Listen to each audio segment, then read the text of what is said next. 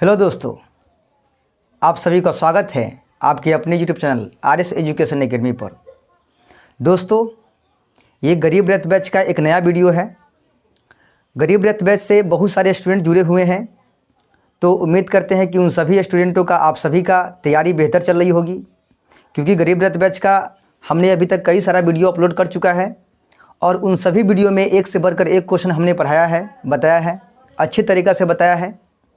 तो उम्मीद करते हैं कि आप लोग उन सभी प्रश्नों का अच्छी तरह से प्रैक्टिस करते होंगे। अभी से जो मैं पढ़ाने वाला हूँ, आज के इस वीडियो में जो पढ़ाने वाला हूँ, ये क्वेश्चन जो है कुछ नया होगा और आपके एग्ज़ाम के दृष्टिकोण से बहुत ही इम्पोर्टेंट होगा। तो आप लोग पेशेंस रखकर वीडियो को देखिए। हमारे जितने एपिसोड आएंगे गरीब रथ बैच का, उन सभी वीडियो को जो है आप लोग देखिएगा, तभी जाकर आप जो है एग्ज़ाम में अच्छा लिख पाइएगा और अच्छा कर पाइएगा। क्योंकि एग्ज़ाम जो होता है वो 2 शिफ्ट में होता है, फर्स्ट शिफ्ट और सेकंड शिफ्ट में, ठीक है। तो आपको पूरे क्वेश्चन को देखना पड़ेगा, हमको पढ़ाना डबल पड़ेगा, क्योंकि इसमें से जितने भी छात्र देख रहे हैं वीडियो, उसमें से बहुत सारे स्टूडेंट का जो है फर्स्ट शिफ्ट में एग्ज़ाम होगा और बहुत सारे स्टूडेंट का जो है सेकंड शिफ्ट में एग्ज़ाम होगा, जिसकी वजह से क्वेश्चनों की संख्या जो है वो डबल हो जाता है ना। इसीलिए हमको ज़्यादा क्वेश्चनों को लेकर जो है आना पड़ता है, क्योंकि अगर कम क्वेश्चन हम पढ़ाएंगे आपको तो आपके एग्ज़ाम में आ गया तो ठीक है, अगर सेकंड वाले के एग्ज़ाम में नहीं आया तो वो स्टूडेंट जो है फिर दुखी हो जाएंगे कि हमारे एग्ज़ाम में नहीं आया सर का पढ़ाया हुआ। अगर सेकंड शिफ्ट में वो क्वेश्चन आता है, फर्स्ट शिफ्ट में नहीं आता है क्वेश्चन, तो फर्स्ट शिफ्ट वाले स्टूडेंट नाराज़ हो जाएंगे, है ना। इसीलिए मैं जो है ज़्यादा से ज़्यादा क्वेश्चन आपको पढ़ाने का कोशिश करूँगा, बताने की कोशिश करूँगा, जिससे आपके दोनों शिफ्ट में ही एग्ज़ाम में जो है क्वेश्चन टकराएँगे। तो आप लोग जो है पेशेंस रख कर जो है पढ़िए, जितने वीडियो आएंगे उन सभी को देखिए और प्रैक्टिस कीजिए। बिना प्रैक्टिस के कुछ नहीं होने वाला है ना। तो चलिए आज का क्लास स्टार्ट करते हैं। अभी तक आपने हमारे चैनल को सब्सक्राइब नहीं किया तो सब्सक्राइब कर लीजिए, हमारे चैनल से जुड़ जाइए। तो चलिए आज का वीडियो शुरू करते हैं। देखिए आज का क्वेश्चन हमारा है पहला कि यदि बहुपद x³ - 3x² + x + 1 के शून्यक a - b, a तथा a + b हो तो a तथा b का मान ज्ञात कीजिए। देखिए एक बहुपद दिया हुआ है x³ - 3x² + x + 1। ये त्रिघातीय बहुपद है और इस त्रिघातीय बहुपद का शून्यक भी दे रखा है। एक शून्यक दे रखा है a - b, दूसरा है a और तीसरा है a + b। तो कह रहा है कि इसमें से a और b जो है ना, a b का मान निकाल कर दीजिए, ठीक है। a b का मान डिफाइन करना है, ठीक है। चलिए इसको बनाते हैं। सबसे पहले बहुपद दिया हुआ है, बहुपद जो दिया है वो दिया है x³ - 3x² + x + 1। ये बहुपद दिया है। तो बहुपद में जो a का मान होगा वो हो जाएगा 1, ठीक है। b का मान जो होगा वो हो जाएगा -3, ठीक है, ये वाला b का मान होगा। c का मान जो होगा वो हो जाएगा 1 और d का मान जो होगा वो भी हो जाएगा 1, ठीक है। स्मॉल d लिख दीजिए, d का मान हो जाएगा वो हो जाएगा 1, ठीक है। ए बी सी डी हम बहुपद में से लिख लेंगे। ये त्रिघातीय बहुपद है और त्रिघातीय बहुपद में शून्यकों की संख्या 3 होती है, ठीक है। त्रिघातीय बहुपद में शून्यकों की संख्या 3 होती है, जिसके शून्यक को अल्फा, बीटा और गामा से करते हैं सूचित, ठीक है। तो इस बहुपद का 3 ठो शून्यक होता है। तीनों शून्यक निकाल के सवाल में दे रखा है। एक शून्यक a - b है, एक शून्यक a है और एक शून्यक a + b है। तो तीनों शून्यक में से इसको मान लेंगे अल्फा, इसको मान लेंगे बीटा और इसको मान लेंगे गामा। 3 शून्यक दिया है तो तीनों को हम मान लेंगे। यहाँ लिखेंगे तथा अल्फा मान लेंगे a - b को, पहला वाला शून्यक को, बीटा मान लेंगे a को और गामा जो है मान लेंगे a + b को, ठीक है। तीनों शून्यक को हम अल्फा, बीटा और गामा मान लिए हैं, ठीक है। अब देखिए त्रिघातीय बहुपद जो होता है, त्रिघातीय बहुपद में फॉर्मूला है शून्यकों का योगफल। त्रिघातीय बहुपद में शून्यकों का योगफल जो होता है वो होता है -b/a, यानी यहाँ लिखेंगे शून्यकों का योगफल, ठीक है। शून्यकों का योगफल, ठीक है, होता है -b/a, ठीक है। -b/a होता है शून्यकों का योगफल। और त्रिघातीय बहुपद में शून्यकों का जो योगफल होता है उसको हम क्या बोलते हैं, alpha + beta + gamma, alpha + beta + gamma. क्योंकि ये तीनों हमारा शून्यक है, अल्फा, बीटा और गामा, तो तीनों का योगफल बराबर कितना होगा, -b/a। तो देखिए माइनस फार्मूले से है, b का मान जो है वो हो जाएगा -3, b का मान जो है वो हो जाएगा -3, तो -+3/a, a का मान हमारा 1 है, ठीक है। चलिए अब देखिए अल्फ़ा का मान यहाँ दे रखा है a माइनस बी, तो अल्फ़ा की जगह पर क्या रखेंगे, a माइनस बी रखेंगे, a माइनस बी जोड़ बीटा का मान दे रखा है a, ठीक है, और जोड़ गामा का मान दे रखा है a प्लस बी बराबर ये 3 सीधे हो जाएगा। अब देखिए b जो है माइनस में यहाँ है, b यहाँ प्लस में है, दोनों घट गया तो बच गया एगो ए, तीनों को जोड़ लेंगे a को तो 3 गो a हो जाएगा बराबर में 3। अब ये 3 a के साथ गुना में है, उधर जाएगा तो बट्टा के नीचे हो जाएगा, तो a का मान निकल गया 3/3, काटेंगे तो 1 निकल गया, ठीक है। तो a का मान कितना निकल गया, 1 निकल गया। क्लियर है, यहाँ तक कोई दिक्कत नहीं है, हमको a b का मान ही निकालना था, लिखा हुआ है a और b का मान डिफाइन कीजिए, तो a का मान तो हम निकाल लिए 1। अब करना क्या है, देखिए शून्यकों के योगफल पर गए हैं तो एगो मान निकल गया a का। अब एक और सूत्र है त्रिघातीय बहुपद में, शून्यकों का गुणनफल, ठीक है, तो यहाँ लिखेंगे पुनः शून्यकों का गुणनफल,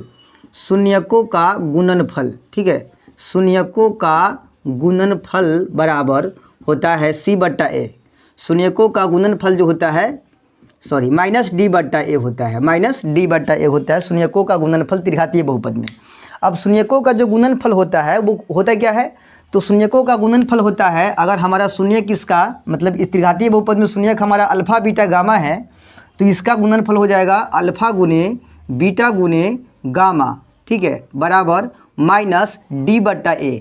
डी का मान कितना है, तो 1 है, फार्मूले से माइनस आया है, और डी का मान 1 है बट्टा a का मान भी 1 है, तो यहाँ 1 रखेंगे। अब देखिए अल्फ़ा का मान कितना है, तो अल्फ़ा का मान है a माइनस बी, तो यहाँ रखेंगे a माइनस बी, ठीक है। फिर गुना बीटा का मान कितना है, तो वो 1 a है, बीटा का मान जो है वो a है, गुना गामा का मान जो है वो है a प्लस बी, तो यहाँ रखेंगे a प्लस बी, ठीक है, बराबर में -1, जैसे है वैसे ही रह जाएगा। अब ध्यान दीजिए a का मान जो है हम पहले ही निकाल चुके हैं 1, a का मान जो है हम पहले ही निकाल चुके हैं 1, ठीक है। ये ABCD अलग है और ये मान जो है अलग है, याद रखिएगा।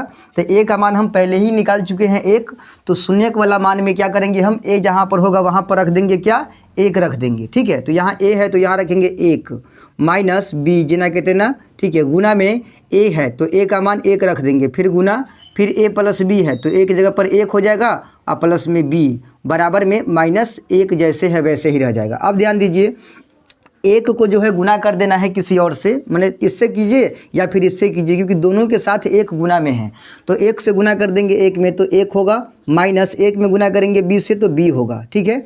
अब जो है गुना में क्या है, इसमें 1 प्लस b, ठीक है, चलिए बराबर -1। वैसे भी बीच में गुना में 1 है तो गुना में 1 का तो कोई वैल्यू नहीं है, तो उसको हटाइए, बच जाएगा ये वाला गुना में ये आखिरी वाला 1 प्लस b, ठीक है। अब देखिए दोनों में सेम है, सेम रहेगा तो फार्मूला पर जाएंगे, चिन्ह का केवल परिवर्तन है, इधर माइनस है इधर प्लस है, तो इसको a मान लेंगे इसको b मान लेंगे, तो a minus B into A plus B बराबर क्या होता है, तो a square minus B square. तो यहाँ लिखेंगे a स्क्वायर की जगह पर 1 का स्क्वायर माइनस बी स्क्वायर, तो b का तो b है b स्क्वायर बराबर -1। देखिए 1 का वर्ग करेंगे तो 1 ही होगा, माइनस b का वर्ग b स्क्वायर बराबर -1, ठीक है। 1 को उस पर ले जाएंगे, इधर बचेगा माइनस में b स्क्वायर बराबर को उस पर -1 है, ये 1 जाएगा उस पर तो माइनस में 1 हो जाएगा, क्योंकि प्लस में 1 है। अब इधर बचेगा माइनस में b स्क्वायर बराबर इधर -1 -2 हो जाएगा, माइनस से माइनस को हम काट सकते हैं, इधर से स्क्वायर को हटाएंगे तो इधर क्या चढ़ेगा, प्लस माइनस के साथ 2 पर जो है रूट चढ़ जाएगा, 2 पर प्लस माइनस के साथ रूट चढ़ेगा, ठीक है। यानी कि b का मान जो निकल गया वो प्लस माइनस में √2 निकल गया, और a का मान जो निकल गया वो प्लस में 1 निकल गया। तो नीचे आप लिख सकते हो, नीचे जो है लिखना है आपको अतः करके, नीचे लिखना है अतः a बराबर 1 और b का मान जो आया है वो प्लस माइनस में √2 आया है। तो यही हमारा है इस सवाल का आंसर। क्लियर है। देखिए इसका त्रिघातीय बहुपद था, त्रिघातीय बहुपद में 3 शून्यक दिया हुआ था, लेकिन a b करके दिया था शून्यक, उसी में से a और b का मान निकालना है। तो बहुपद लिख लिए हैं, बहुपद में ABCD का मान लिख लिए हैं और तीनों शून्यक लिख लिए हैं। तीनों शून्यक में से एगो के अल्फा मान लिए, एगो के बीटा मान लिए, एगो को गामा मान लिए हैं। और फिर शून्यकों के योगफल पर सेट किए हैं, alpha plus beta plus gamma पर माइनस बी बटा ए होता है, और इस पर सेट करने के बाद ए का मान निकल गया। फिर शून्यकों का गुणनफल पर चले गए हैं, जिसमें अल्फा गुने बीटा गुने गामा होता है बराबर माइनस डी बटा ए होता है, और माइनस डी बटा ए पर सेटिंग किए हैं तो यहाँ पर बी का मान निकल गया है। केवल देखिए अल्फा का मान, बीटा का मान, गामा का मान रखने के बाद जो ए का मान निकाले हैं वो यहाँ पुट करेंगे, उसके बाद हमारा जो है बी का मान डिफाइन हो पाएगा। क्लियर है? चलिए उम्मीद करते हैं कि आपको जो है अच्छी तरह से समझ में आ गया होगा। तो चलिए बढ़ते हैं इसके अगले क्वेश्चन की ओर। देखिए हमारा अगला क्वेश्चन है कि प्रथम 5 समप्राकृत संख्याओं का माध्य ज्ञात कीजिए। प्रथम यानी कि शुरू से 5 गो समप्राकृत संख्या का माध्य निकालना है। ठीक है, ये क्वेश्चन 2 नंबर में आपके एग्जाम में आ चुका है। ये क्वेश्चन इसलिए इंपॉर्टेंट बनता है। ठीक है, चलिए प्रथम 5 समप्राकृत संख्याओं का माध्य, ध्यान दीजिएगा यहाँ लिखेंगे हल। ठीक है, सबसे पहले आपको प्रथम 5 गो समप्राकृत संख्या खोजना पड़ेगा कि शुरू से 5 गो समप्राकृत संख्या कौन कौन है। तो उससे पहले आपको जानना पड़ेगा कि प्राकृत संख्या कौन होता है। देखिए शुरू से प्राकृत संख्या पहले हम लिख लेते हैं यहाँ पे।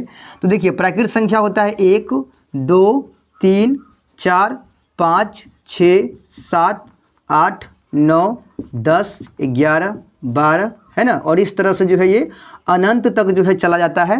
प्राकृत संख्या बोलते हैं गिनती की संख्या को। ठीक है, और ये गिनती की संख्या स्टार्ट होता है 1 से, और ये 1 2 3 4 5 6 7 8 9 10 11 12 13 14 इसी तरह से ये अनंत तक जो है चला जाता है। ठीक है, तो प्राकृत संख्या का माध्य निकालना है, लेकिन प्राकृत में भी क्या होना चाहिए? सम होना चाहिए। प्राकृत में भी वो संख्या सम होना चाहिए। ठीक है, और वो भी शुरू से, प्रथम लगा हुआ है ना, तो शुरू से क्या गो होना चाहिए? तो 5 गो होना चाहिए। तो प्रथम 5 यानी शुरू से 5 गो सम होना चाहिए, प्राकृत होना चाहिए। उन सम प्राकृत संख्या का शुरू से 5 गो सम प्राकृत संख्या कौन कौन है इसमें से लिख लीजिए, और उसी का माध्य जो है निकाल देना है। ठीक है, देखिए शुरू से 5 गो सम प्राकृत संख्या, तो ये प्राकृत संख्या शुरू से है, इसमें से सम खोज लेते हैं। देखिए सम जो 2 से कटता है वही सम होता है, जो 2 से कटेगा वही सम होगा। तो ये तो प्राकृत संख्या का ग्रुप हो गया, इसमें से सम संख्या खोजिए, वो भी लगातार होना चाहिए और शुरू से होना चाहिए। तो शुरू में 1 आता है, प्राकृत संख्या में सबसे शुरू में 1 आता है, तो 1 तो सम संख्या नहीं है क्योंकि ये 2 से नहीं कटेगा। जो संख्या 2 से कटेगा वही सम संख्या होगा। तो इसमें 2 जो है 2 से कट जाएगा, तो ये 2 सम संख्या हो गया। उसके बाद 3 है, 3 सम संख्या नहीं है। 4 आता है, तो 4 एक सम संख्या हो गया। 5 नहीं कटेगा 2 से, सम संख्या नहीं है। 6 कटेगा 2 से, सम संख्या हो गया। 7 नहीं कटेगा 2 से, 8 कटेगा 2 से, सम संख्या हो गया। 9 नहीं कटेगा, 10 कटेगा 2 से, सम संख्या हो गया। ठीक है, हमको 5 गो चाहिए था, शुरू से 5 गो। तो शुरू से 5 गो सम संख्या कौन कौन है? सम प्राकृत संख्या, तो वो है 2 4 6 8 और 10। यही 5 गो का हमको माध्य निकालना है। तो सवाल कुछ नहीं है, सवाल एकदम इजी है, लेकिन इसमें पकड़ने की बात यह है कि इसमें लिखा हुआ है कि प्रथम 5 सम प्राकृत संख्या का माध्य। तो जिस संख्या का माध्य निकालने के लिए कहा जा रहा है वो संख्या हमको पता होना चाहिए। तो प्रथम 5 गो सम प्राकृत संख्या कौन कौन हो जाएगा? तो यहाँ लिखेंगे चूँकि प्रथम 5 सम प्राकृत संख्या, प्रथम 5 सम प्राकृत संख्या, 5 सम प्राकृत संख्याएं। ठीक है, प्राकृत संख्याएं, प्रथम 5 सम प्राकृत संख्याएं कौन कौन सा होगा? तो वो हो जाएगा हमारा 2 4 6 8 10। यही 5 गो है सम प्राकृत संख्या शुरू से। ठीक है, इन सभी का माध्य निकालना है। ठीक है, तो लिखेंगे इसीलिए माध्य बराबर, माध्य बराबर, देखिए माध्य निकालना है इन आंकड़ा का। तो माध्य निकालने के लिए फॉर्मूला है चरों का कुल योग बटे चरों की कुल संख्या। ये ऑब्जेक्टिव मेथड से है, जिसमें केवल चर मान दिया रहेगा, बारंबारता नहीं दिया रहेगा। उस संख्या का माध्य निकालने के लिए फॉर्मूला है कि चरों का कुल योग बटे चरों की कुल संख्या, चरों का कुल योग बटे चरों की कुल संख्या, चरों की कुल संख्या। ठीक है, ये सूत्र कब लगाना है? तो जब सवाल में केवल चर मान ही दिया हो तब, यानी कि कुछ आंकड़ा दे देगा, बारंबारता उसमें नहीं देगा, वैसे सवाल को हम बनाएंगे इस फार्मूला पे, चरों का कुल योग बटे चरों की कुल संख्या। अभी सवाल में कौन कौन से चर है, यानी कि आंकड़ा कौन कौन से हैं? तो आंकड़ा है 2, फिर 4 है तो उसको जोड़ लेंगे, फिर 6 है तो उसको जोड़ लेंगे, है ना, फिर 8 है तो उसको जोड़ लेंगे, और आखिरी में 10 है तो सबको जोड़ लेंगे, क्योंकि यहाँ योग लिखा है ना, जितने भी चर है जितने भी आंकड़ा है सबका योगफल है, यानी सबको जोड़ना पड़ेगा ऊपर में। और नीचे में चरों की कुल संख्या, यानी क्या गो चर है, तो 2 4 5 गो चर है तो उसकी संख्या से भाग देना पड़ेगा यहाँ पर, ठीक है। सबको जोड़ लेते हैं, 6 4 10, 8 2 10, 10 10 20 हो गया, और 20 10 हो गया 30, बटा के नीचे 5 करेंगे 6 बार में कट जाएगा, तो इसका आंसर जो हो जाएगा वो हो जाएगा 6। क्लियर है, बहुत ही इजी सवाल था। ये क्वेश्चन अब जो है 1 नंबर में भी आ सकता है और आपके एग्जाम में 2 नंबर में भी आ सकता है। क्लियर है, तो उम्मीद करते हैं कि आपको इसको समझने में कोई दिक्कत नहीं होगी। चलिए आगे बढ़ते हैं, देखते हैं इसका अगला क्वेश्चन। देखिए हमारा अगला सवाल क्या कह रहा है। अगला सवाल है कि रैखिक समीकरण युग्म को प्रतिस्थापन विधि से हल ज्ञात कीजिए। रैखिक समीकरण युग्म यहाँ पर दिया हुआ है, युग्म का मतलब होता है जोड़ा में, ठीक है, जोड़ा में दिया रहेगा समीकरण। तो यहाँ 2 रैखिक समीकरण दिया हुआ है, इन दोनों समीकरण को प्रतिस्थापन विधि से हल ज्ञात करना है, यानी कि हल निकालना है, इसका प्रतिस्थापन विधि का इस्तेमाल करना है, ठीक है। तो चलिए सबसे पहले इसका हम सॉल्यूशन निकालते हैं। देखिए ये 2 समीकरण है, एक समीकरण है √2x प्लस में √3y बराबर 0, और एक समीकरण है √3x माइनस में √8y बराबर में 0, ठीक है। इसको मान लेते हैं समीकरण पहला और इसको मान लेते हैं समीकरण दूसरा, ठीक है। अब जो है दोनों समीकरण को प्रतिस्थापन विधि से हल करना है, तो प्रतिस्थापन विधि से निकालने के लिए क्या करेंगे हम, सबसे पहले चलेंगे 2 में से किसी भी एक समीकरण में हम चलेंगे, तो लिखेंगे सबसे पहले समीकरण फर्स्ट में, हम चल रहे हैं समीकरण फर्स्ट में। अब ये फर्स्ट समीकरण क्या है, तो फर्स्ट है √2x प्लस में √3y बराबर 0। देखिए दोनों समीकरण को हम, दोनों में से एक को मान लिए समीकरण पहला, एक को मान लिए समीकरण दूसरा। उसके बाद गए हैं समीकरण फर्स्ट में, फर्स्ट हमारा है √2x प्लस में √3y बराबर 0। अब यहाँ हमको 2 चर दिख रहा है, x और y, दोनों में से किसी एक चर का मान निकालेंगे हम। तो अगर हम x का मान निकालते हैं तो y वाला को उस पर भेजना पड़ेगा, अगर y का मान निकालते हैं तो x वाला को उस पर भेजना पड़ेगा, ठीक है।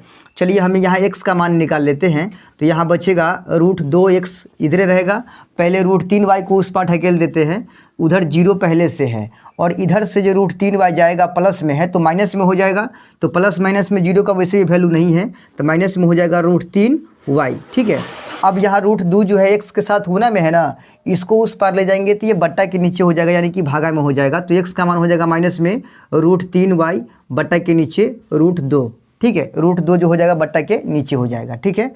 यहाँ हम मान निकाल लिए हैं x का मान, लेकिन ये x का मान y के पदों में निकला है, अभी आंसर नहीं निकला है, याद रखिएगा, ठीक है। इसको मान लेते हैं समीकरण तीसरा, ठीक है। अब क्या करना है, जो x का मान निकाले हैं ना हम समीकरण पहला में से, इसको रख देंगे समीकरण दूसरा में, यानी समीकरण दूसरा में जहाँ पर x का मान होगा वहाँ पर रख देंगे माइनस में √3y बट्टा √2, ठीक है। तो लिखेंगे अब x का मान समीकरण 2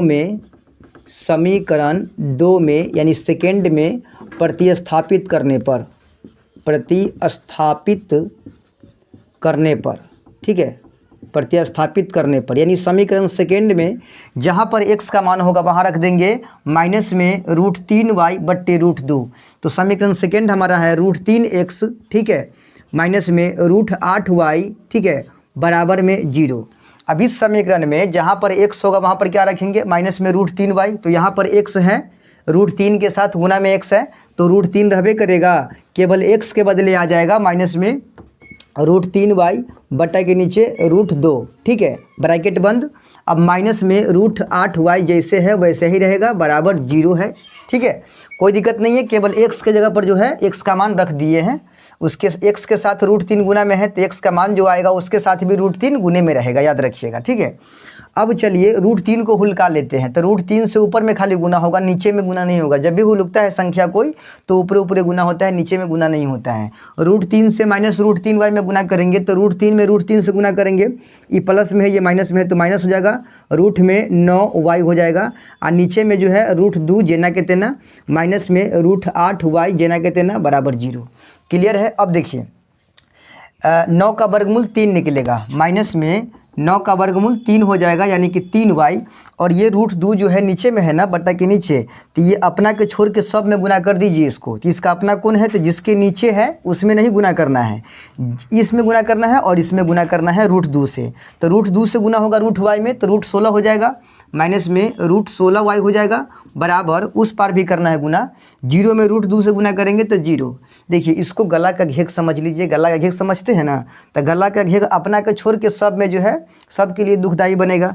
तो अपना इसका कौन है, तो मैं √9y इसका अपना है, तो अपना के छोड़ के सब में गुना हो जाएगा √2 से, नीचे वाला से गला का घेग से इसमें गुना हो गया तो √16 हो गया, 0 में गुना हो गया √2 से तो 0 हो गया। ठीक है, चलिए अब देखिए माइनस में 3y जेना के तेना, माइनस में √16 का वर्गमूल होता है 4, यानी कि 4y यहाँ लिखेंगे बराबर 0। अब देखिए 4 3 हो जाएगा माइनस में 7 y बराबर 0। अब y के साथ -7 गुना में है तो इधर आ जाएगा -7 बट्टा के नीचे, यानी 0 के बट्टा के नीचे आ गया -7, तो y का मान सीधे सीधे लिखेंगे 0, क्योंकि 0 के नीचे में कुछ भी रहेगा तो 0 होगा। तो y का फाइनल आंसर हमारा ये निकल गया। ठीक है, एक चर का आंसर हम डिफाइन कर दिए हैं। अब जो है इस y के मान को तीनों में से किसी भी एक समीकरण में डालेंगे ना, तो x का मान जो है हम आसानी से निकाल सकते हैं। तो लिखेंगे अब y का मान, ठीक है, y का मान समीकरण थर्ड में डाल देते हैं, तीसरा में डाल देते हैं। ठीक है, थर्ड में रखने पर, ठीक है, रखने पर। अब ये थर्ड समीकरण क्या हमारा है, तो थर्ड हम x का मान निकाले थे ना, वही हमारा थर्ड है। थर्ड है x बराबर माइनस में √3y, माइनस में √3y बट्टा √2।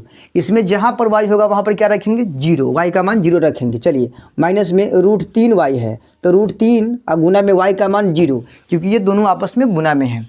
नीचे में हो जाएगा √2, तो 0 में √3 से गुना करेंगे तो 0 होगा, और नीचे में √2, तो 0 के बट्टा के नीचे कुछ भी रहने पर क्या होता है 0 ही होता है, यानी x का मान भी कितना निकल गया 0 ही निकल गया। तो यहाँ लिखेंगे अतः x बराबर 0 और y बराबर भी 0 होगा। ये क्वेश्चन आपके एग्जाम में आ चुका है। ठीक है, तो देखिए प्रतिस्थापन विधि का प्रयोग किए हैं, आपको जहाँ समझ में नहीं आता है वहाँ पर आप उसको ध्यान से देखिएगा। हम क्लियर से बताए हैं आपको, और उम्मीद करते हैं कि आपको 100% जो है क्लियर हो जाएगा, समझ में आ जाएगा, क्योंकि इतना साफ़ सुथरा से आपको कोई बताने वाला है नहीं जितना हम साफ़ सुथरा से आपको बता रहे हैं। क्लियर है, चलिए तो बढ़ते हैं नेक्स्ट क्वेश्चन की ओर, देखते हैं इसका अगला क्वेश्चन क्या है। देखिए हमारा अगला सवाल क्या कह रहा है, अगला सवाल है द्विघात समीकरण 2x² - 7x + 6 बराबर 0। ये एक द्विघात समीकरण है, इसका विभक्तर ज्ञात करना है। विभक्तर या फिर विवेचक एक ही होता है, कभी कभी एग्जाम में विवेचक पूछ देता है तो कभी कभी विभक्तर पूछ देता है, तो ज़्यादा घबराने की बात नहीं है, दोनों का नाम एक ही है। तो इस इस द्विघात समीकरण का विभक्तर का मान ज्ञात करना है। ठीक है, चलिए इसको हम हल करते हैं। सबसे पहले समीकरण जो हमारा द्विघात समीकरण है वो लिख लेते हैं। द्विघात समीकरण है 2x² माइनस में 7x प्लस में 6 बराबर 0। ठीक है, इसमें a का मान जो हो जाएगा वो 2 होगा, b का मान जो होगा वो माइनस में 7 होगा, और c का मान जो होगा वो 6 होगा। ठीक है, इसका विभक्तर निकालना है। विभक्तर या विवेचक एक ही होता है, तो विभक्तर निकालने के लिए फॉर्मूला है d बराबर b² - 4ac। ठीक है, b² - 4ac ये विभक्तर निकालने का फॉर्मूला है। विभक्तर या विवेचक निकालने का फॉर्मूला है d बराबर b² - 4ac। चलिए b² है तो b का मान कितना है -7 है, तो -7 का स्क्वायर कर देंगे, -4 गुने a का मान 2 है, गुना में c का मान 6 है। देखिए 4ac तीनों आपस में गुना में हैं, तो 4 गुने a का मान 2, c का मान 6, -7 है इसका स्क्वायर है, तो -7 का स्क्वायर हो जाएगा प्लस में 49, माइनस में 4 दूना 8, 8 छक्का 48 हो जाएगा। ठीक है, तो इसमें 49 में से 48 को हटाएंगे तो प्लस में 1, देखिए स्क्वायर से माइनस हट जाता है। ठीक है, तो इसका आंसर जो है प्लस में आएगा, -7 का स्क्वायर प्लस में 49 हो जाएगा, और माइनस 6 दूना 12, 12 चौका 48, 48 में से 49 में से 48 कम कर दिए तो 1 निकल गया, यानी कि इसका विभक्तर का जो मान होगा वो सीधे प्लस में 1 होगा। और ये क्वेश्चन आपके एग्जाम में के लिए बहुत इंपॉर्टेंट है, 2 नंबर और 1 नंबर दोनों के लिए खास है और खासा इंपॉर्टेंट है। आपके एग्जाम में कई बार आ चुका है क्वेश्चन, इसीलिए मैंने आपको बता दिया है। क्लियर है, चलिए उम्मीद करते हैं कि आपको ये सवाल समझ में आया होगा। ठीक है, तो बढ़ते हैं इसके अगले क्वेश्चन की ओर। देखिए हमारा अगला सवाल क्या कह रहा है, अगला सवाल है कि 28 सेंटीमीटर त्रिज्या वाले वृत्ताकार तार को मोड़कर एक वर्ग बनाया गया है, तो वर्ग की भुजा ज्ञात कीजिए। क्या होगी भुजा वर्ग की? देखिए 28 सेंटीमीटर त्रिज्या वाला एगो वृत्त है, उस वृत्त को माने वृत्त जो बना हुआ है वो तार से बना हुआ है। तार समझते हैं ना, छड़ जिसको बोलते हैं, उस छड़ से जो है बना हुआ है। ये एक वृत्त है, ठीक है, वृत्त है जिसकी भुजा कितनी है 28 भुजा नहीं, वृत्त में जो है त्रिज्या होता है, ठीक है। तो इस वृत्त की त्रिज्या कितनी है? तो इस वृत्त की त्रिज्या जो है r वो है 28 सेंटीमीटर। कितना है? 28 सेंटीमीटर इसकी त्रिज्या है, ठीक है। अब इस वृत्त जो बना हुआ है ये तार से बना हुआ है। अब क्या किया गया है, इस तार को जो है पूरा भी सर्कल में घुमा हुआ है ये तार को सीधा करके एगो वर्ग के रूप में बना दिया गया है, वर्ग के रूप में जो है मोड़ दिया गया है। इसी तार को जो है बगल में क्या किया है, सीधा करके इस तार को अब जो है एक वर्ग के रूप में बना दिया गया है तार को मोड़कर। तो कह रहा है सवाल में कि इस वर्ग की भुजा क्या होगी बताइए, इस वर्ग की भुजा क्या होगी बताइए। इस वर्ग की भुजा देखिए, वर्ग चतुर्भुज का एगो पार्ट है, ठीक है। अब वर्ग की चारों भुजा आपस में समान होता है, ये याद रखिएगा, वर्ग की चारों भुजा आपस में समान होता है। तो जो यहाँ पर वृत्त था, वृत्त में जो तार लगा है उसी तार को यहाँ 4 भाग में घुमा के और एक वर्ग बना दिया गया है। तो कह रहा है वर्ग की भुजा क्या होगी। तो एक बात दिमाग लगाइएगा थोड़ा आप लोग भी, कि यहाँ जो वृत्त बना हुआ है इसमें जो तार लगा हुआ है, इसके चारों साइड लगा है तार, यानी कि परिधि में लगा है, इसी को बोलते हैं परिधि। तो वृत्त के परिधि में लगा है तार, तो ये वृत्त की परिधि है, तो परिधि में लगा है तार, उसी तार को यानी वृत्त के परिधि को ही मोड़ कर जो है एक वर्ग बना दिया गया है। तो इसका देखिए, ये चारों साइड की लंबाई और इस वृत्त के चारों साइड की लंबाई दोनों आपस में क्या होगा, समान होगा कि नहीं होगा? बिल्कुल होगा। इसके चारों साइड की लंबाई और इसके चारों साइड की लंबाई बराबर, क्यों? क्योंकि इसी को न मोड़ के 4 भाग में बना के वर्ग बनाया गया है, इसी को सीधा करके, यानी कि जो वृत्त के आकार में भी छड़ मुड़ा हुआ है उस छड़ को सीधा करके, यानी इस तार को जो है सीधा करके 4 भाग में जो है मोड़ दिया गया है। तो इसी तार का प्रयोग किया गया है ना, इसीलिए इस तार की जितना लंबाई होगी वृत्त में उतना ही लंबाई इस वर्ग में भी होगी कि नहीं होगी?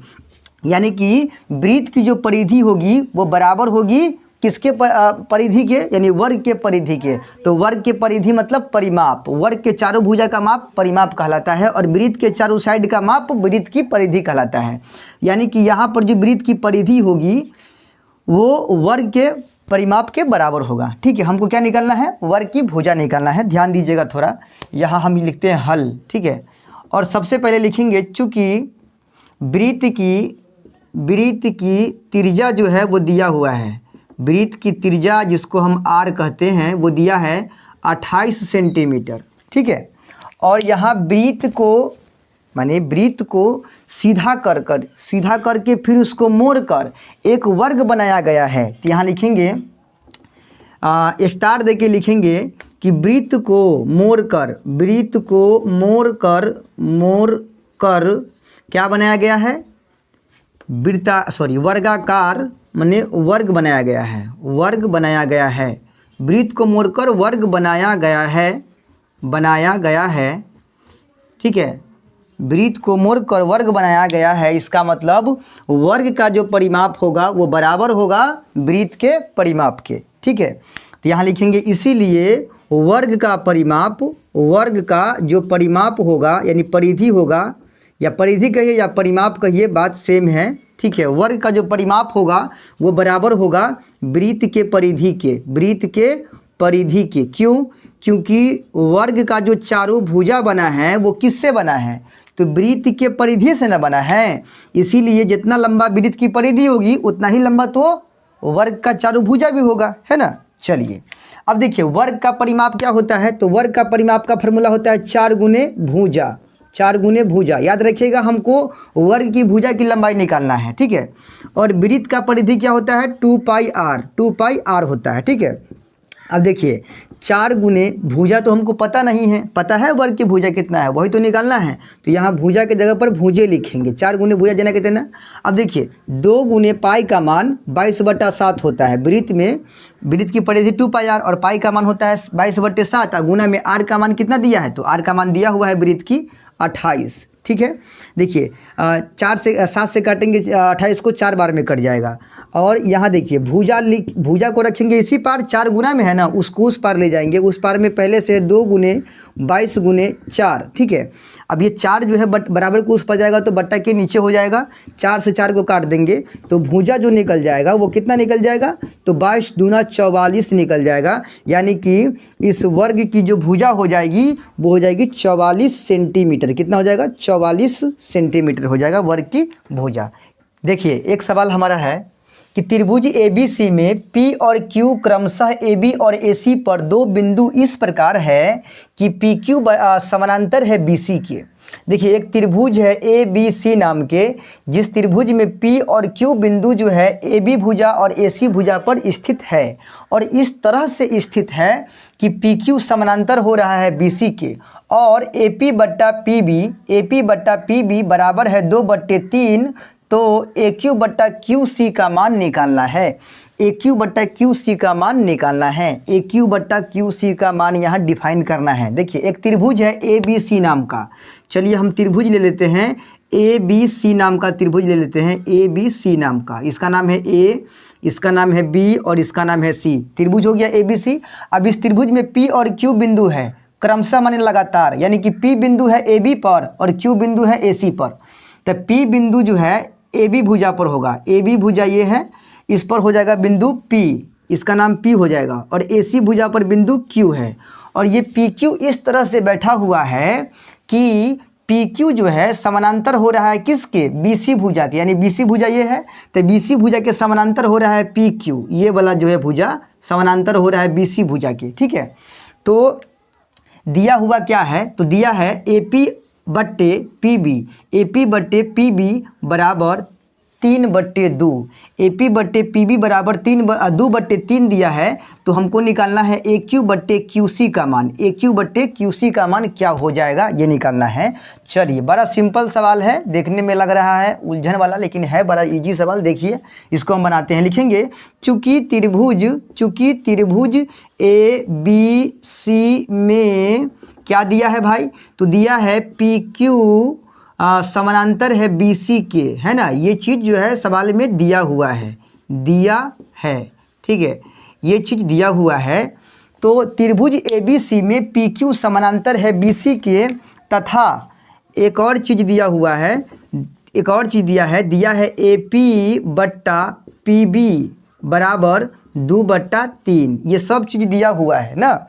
तो जब किसी त्रिभुज में कोई रेखा तीसरी भुजा के समानांतर हो तो याद रखिएगा वो रेखा उन दोनों भुजाओं को, जिन भुजा पर बैठा है ना, उन दोनों भुजा को समान अनुपात में विभाजित करता है। यानी कि P बैठा है AB पर, Q बैठा है AC पर, तो P जो है AB को और Q जो है AC को समान अनुपात में विभाजित करता है। ये हम नहीं कह रहे हैं, ये थेल्स भाई साहब का कहना है। ठीक है, थेल्स भाई साहब का कहना है कि यदि किसी त्रिभुज में कोई रेखा तीसरी भुजा के समानांतर है तो वो रेखा जिन दो भुजाओं को प्रतिच्छेद करती है ना, उन भुजा को समान अनुपात में विभाजित करती है। तो ये किसने कहा है, तो थेल्स ने। तो इसीलिए थेल्स प्रमेय से अगर P रेखा माने P और Q माने PQ रेखा BC के समानांतर है इस त्रिभुज में, तो P जो है AB को समान अनुपात में बांटेगा और Q जो है AC को समान अनुपात में बांटेगा। यानी लिखेंगे यहाँ पर AP बट्टा PB।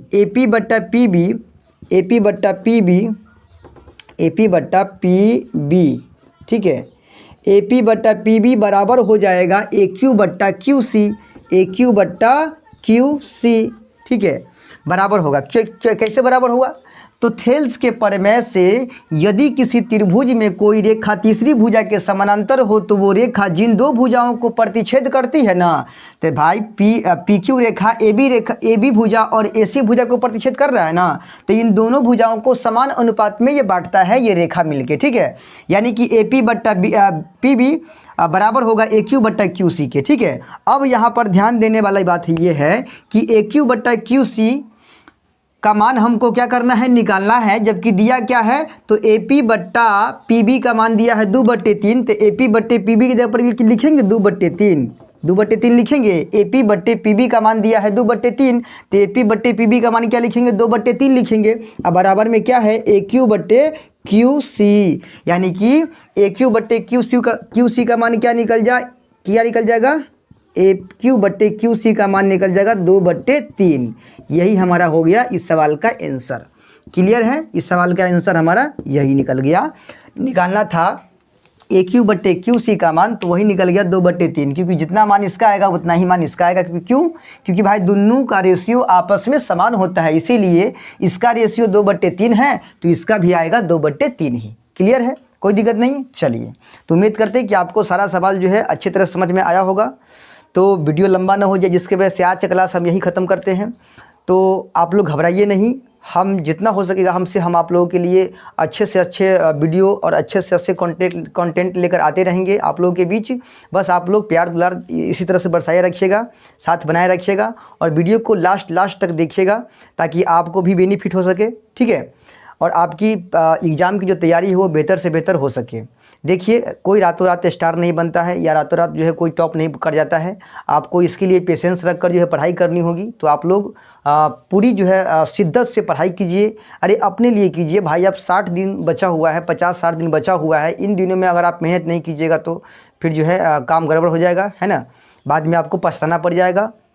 तो इससे बेहतर है कि समय रहते हुए आप लोग सचेत हो जाइए और तैयारी कीजिए। आपके तैयारी में 100% जो है कुछ बेनिफिट होगा अगर आप हमारे वीडियो को देखते हैं। तो मैथ में जितने भी आपको कमजोरी दिखता होगा वो सब कमजोरी दूर हो जाएगा। क्लियर है। चलिए, तो अभी तक आपने हमारे चैनल को सब्सक्राइब नहीं किया तो कर लीजिए, जुड़ जाइए चैनल से, है ना। और वीडियो को लाइक कीजिए और दोस्तों में ज़्यादा से ज़्यादा जितना हो सकता है इसको शेयर कीजिए, फैलाइए। ठीक है, ताकि कमज़ोर से कमज़ोर स्टूडेंट भी इस साल 2023 के एग्ज़ाम में फेल न करे, पास हो जाए। ठीक है, तो हम मिलते हैं जल्द अगले वीडियो में। तब तक के लिए जय हिंद।